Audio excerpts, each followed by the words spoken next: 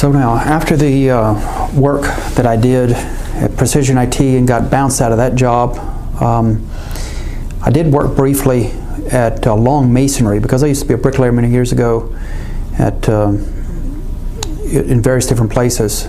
Because I mean, I did that when I was in college and stuff like that, but I worked over at UVA on one of the dormitories, and crazy illegals over there. It's nothing but illegals, no English speaking hardly, and people making threats and crap, and stole my tools, not doing just shoddy work, and that's the way people are these days. They don't. UVA doesn't care. They just assume illegals any way they can, because so long as they get what they want, and as long as their price is the way they want it is, it's just disgraceful. It's just really disgraceful what the people do to that trade, because I grew up with a proper apprenticeship and served my time and learned the skills from the real masters. In particular, James and John. You know who you are. I'm not going to say any more than that. Or Shorty Shoby, or Stroker. You know, you guys and Jimmy. I learned proper. But anyway, that's UVA doesn't care. They're just crooked. So after the Precision IT job, I was hired to, went down for an interview in Roanoke. So that was 4 hours away, driving over Afton Mountain. And got there, and Bill Sloan and Cheryl Mulligan were there, and they said, we're 2 years behind on our migration, and we're in a pinch on this. And so I said, I'll do my best. I'll just help you out on this. So I'd done migrations before, and essentially what it was is that you image a new machine, and then you log into the remote box, wherever it was, up and down the rail line, copy down the profile, put it on the new machine, then box up everything and ship it to the person, and it's turnkey, ready to go. No big deal, just focus on the details. Well, Cheryl Mulligan didn't really know what she was doing, because eventually when I got to working, she had 3 spreadsheets to control the project, which was just total nonsense. But anyway, so got down there. I left that interview, and I got to Hollins, to the CVS, to buy some snacks for the long ride back. And while I was in the CVS, I got a call and said I was hired. So I went on down there and started doing migration, and they hired this guy, Yannick. Yannick talked a lot. He wanted to talk about how he used to take his old ratty truck that looked like it was a state body truck, painted white, with a torn up seat, and go around the corner down to Salem and hold house parties for the rich kids when their parents went out of town. Jamaican guy. That's real good. That's real good for everybody. Now, how in the world somebody who apparently had lived in Maryland got all the way down there is a bit of a puzzle to me. And then supposedly his wife was Jehovah's Witness. And how does that all fit together? So, yeah, okay, I don't know. So we get to working, and about the second or third day, I put together about 14 pages of documentation on how-tos, because nothing was written down. I had this guy from New York who was showing us how they do things their way. So I had to make notes just so I could do things consistently, exact, and I could report and say, okay, what did you do with this one? Well, I followed your own game plan there. So, if I missed something, then it's something you didn't teach me. I'm very particular about that kind of stuff, because I don't like people, that finger pointing and all that baloney and sloppiness. So at any rate, they bring in another guy about 2 weeks later, and so they take my notes and use my notes to start training the new guy. Well, the way it was set up is that I was sitting here, and there was a long bench here, and then Yannick was sitting inside essentially the same cubicle, because it was just one entranceway in here, and was sharing this space in the old police box. This is in Roanoke, right there in that 10-story tower. And then there's 2 cubicles here, and then the exit door is over this way. So they put this white guy over here. White guy comes in and wants to talk to Yannick. One day, he stood over there, and I was like, this is getting crazy. I can't even hear myself think over here with this yakking about insipid stuff. And so I take lunch early at about 11, and he's standing in a certain pose by Yannick's desk. I come back at 12, he's still standing in the exact same place and talk for a solid hour and didn't do any migrations. You can't have that kind of crap when you're that tight in and that close, and you got to pay attention to what you're doing. So we keep on going, and then they hire one other guy named David, and he sits over in a corner, and he starts talking about how he's going to sue his employer, and he gets a salary advance, and he's also from Maryland originally, or somewhere. He lived up there. Actually, he's originally from Richmond, but he lived in Maryland for a good while. And he's just the guy's a wreck. He's surfing the internet looking for plasma TVs, but he doesn't have any food for dinner. And I don't know, it's just a mess. So Devin comes to me one day, redhead guy, and Devin had worked somewhere else, he told me, in a server farm, and in the server farm he played Nerf basketball. Well, ladies and gentlemen, I tell you what, I've been in a few server farms, and you play Nerf hoops, in 5 seconds your butt's going to be going down the road, because you bounce into one of those Cisco switches or one of those ASAs or one of the server racks. It's just unthinkable. You're just not going to do that. You're not, your butt's gone. You can find something else to do. You want to play Nerf basketball. I don't know how in the world he did that. So he was a full-time employee at Norfolk Southern, and he said, he came to me and told me, he said, you have migrated twice as many machines as any one of these other guys, because I just focused and didn't talk to them. So eventually one day I'm minding my business, and David's sitting over there.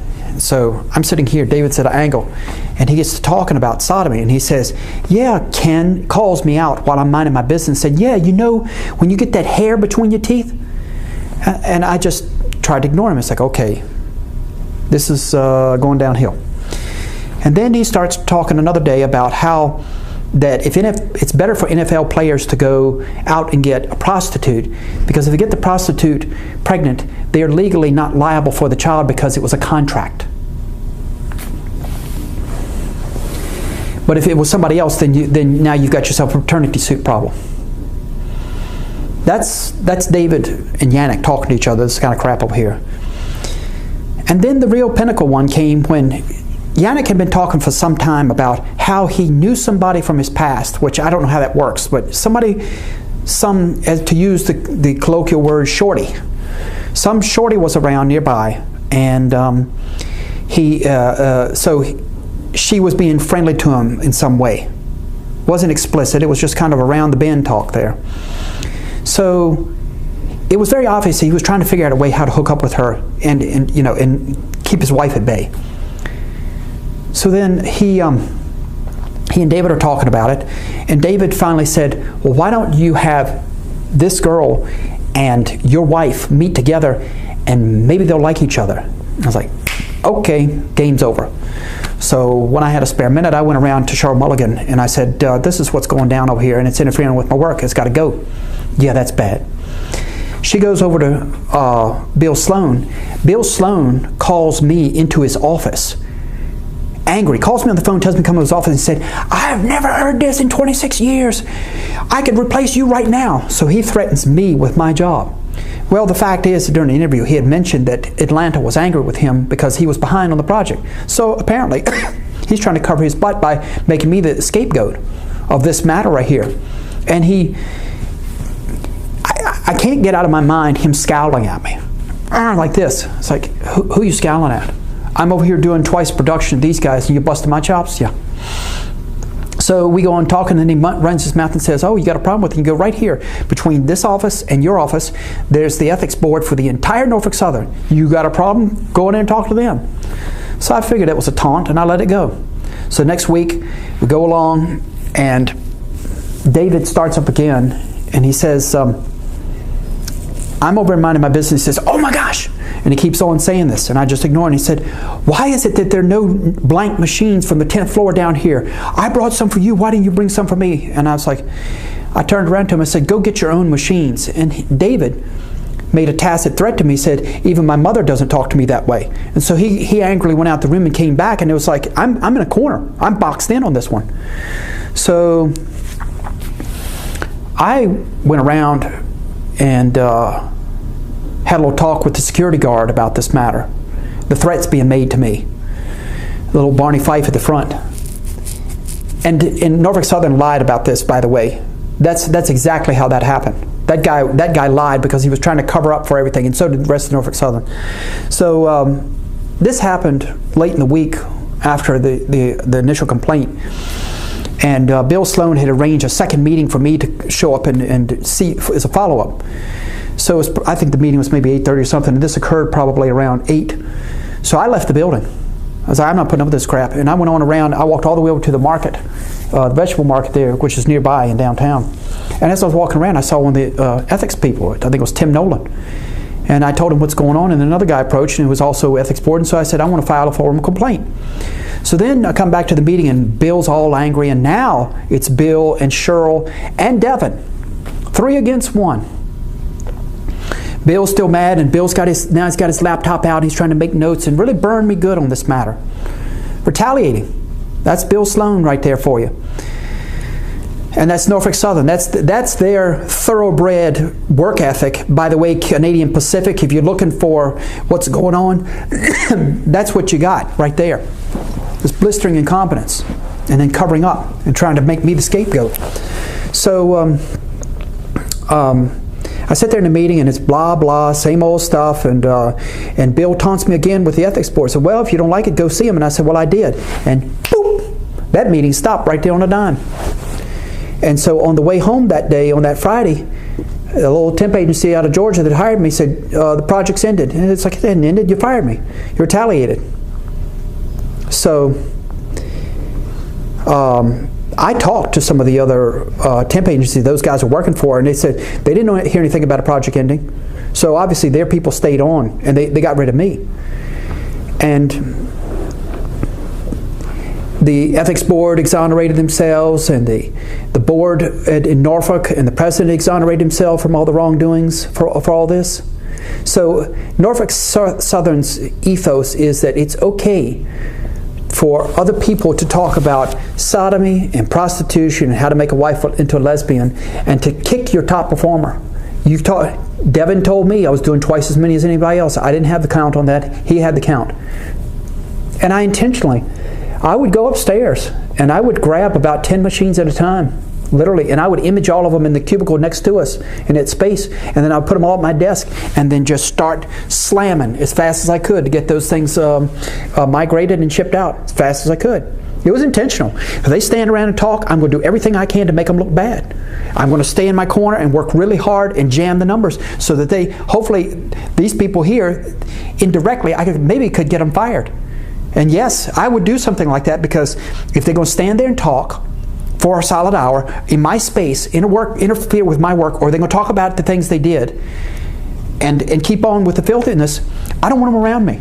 And Bill even taunted me in the second meeting, said, well, you're not going to, just out of the blue, he says, you're not going to move to a second room. See, that would have been the right thing to do. There was yet another space where they could have wired in a drop and put a switch in that room, and I could have smoked that place and done great work for them. No, not Bill Sloan. And even Yannick warned, or not Yannick, but David warned, watch out for Cheryl, don't upset the woman there. You don't know what she'll do. I don't care about people's personalities, about their threats. I don't go there for threats. I went there to do a migration, to get them out of a hole and to make a few dollars to pay my bills after getting thrown out by Precision IT. How hard is that to understand?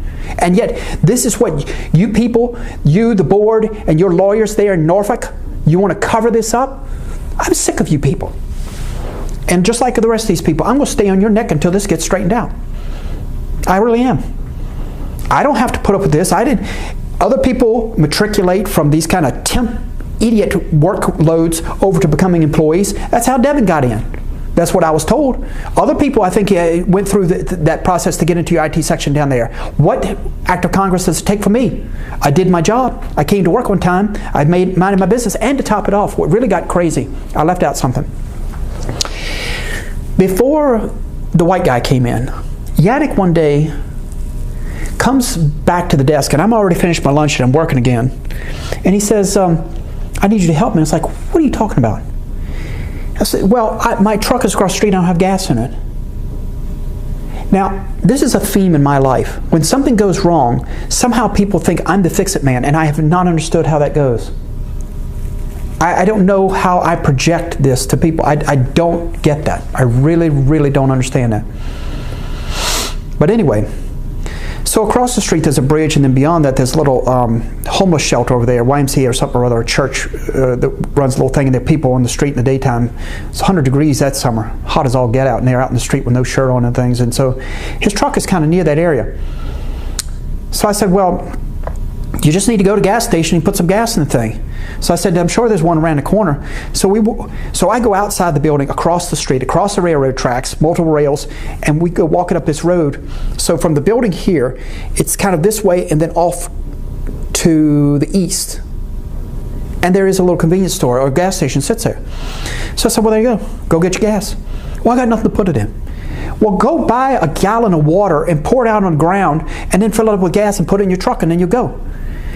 No, that's not good enough. He's got to go over there, and he can't waste the water, so he's got to drink about that much out of the gallon of water and float himself. And finally pours it out, and then keeps drinking, pours it out. Finally gets the gas, and he starts putting it in the truck. Well, a while later, when I told Bill about that, when we were in these discussions, I said, why is it that you don't say anything to these employees who go off-site and expect me to help them get gas or something right there when I'm supposed to be doing migrations? And Bill had the audacity to tell me, he said, well, you could have come to me and asked for permission. It's like, I don't even work for the same temp agency as this guy over here, Yannick. This Mr. House Party in a radio truck on company time, and Bill was telling me that I'm supposed to go assist him go get gas in his ratty truck down the street when I'm supposed to be doing migrations for him that are 2 years behind. This is Bill Sloan. This is Norfolk Southern. This is your so-called thoroughbred ethos. Y'all are stupid. Y'all are just, it's just inexcusable. I don't know why I get put through these things. Why is it, how I get in these, I don't know, some days I joke around with people and it's like, you know, I tell one person close to me that it's like being Kramer. The things I come home and tell people about, they can't believe it. Whether it's the 12 felony indictments going to blow up a building over there at the, at the GPO, or whether it's being assaulted at the Smithsonian, or being cornered by 4 co-workers at the IMF, doing the work of 4 people over the USDA, you know, working with an F-tard who downs a corporate server. It's just, or years ago at the USDA when you had people who were in the basement of the USDA, are supposed to be sorting out things around 2008. Bring a bunch of guys down and supposed to be moving laptops around, and they start talking about, well, if you eat a woman's asshole, she'll be loyal to you. How do I get in these scenarios where I'm dealing with people like this? You know, I mean, it just baffles me to no end how these things happen. And so anyway, Norfolk Southern, I got your number, and I'm not relenting until you make good on this, because that was retaliatory firing, and you know I was making production. In fact, the last day that I was there, Yannick went around and burned some popcorn. And there was so much smoke in there, it almost triggered the fire alarm. And I saw Cheryl Mulligan walk by, and she thought it was funny. Cheryl Mulligan should have been put on the side somewhere in the first place. She's got no talent.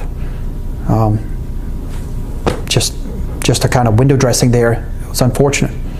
She could have had talent. She could have worked harder. She could have gotten her certifications or done whatever was necessary. But she didn't have any talent. So it's not my fault, and I'm not walking away from this. I don't care what your lawyers say. I'm going to keep on with this until you make this right. That's the way it's going to be.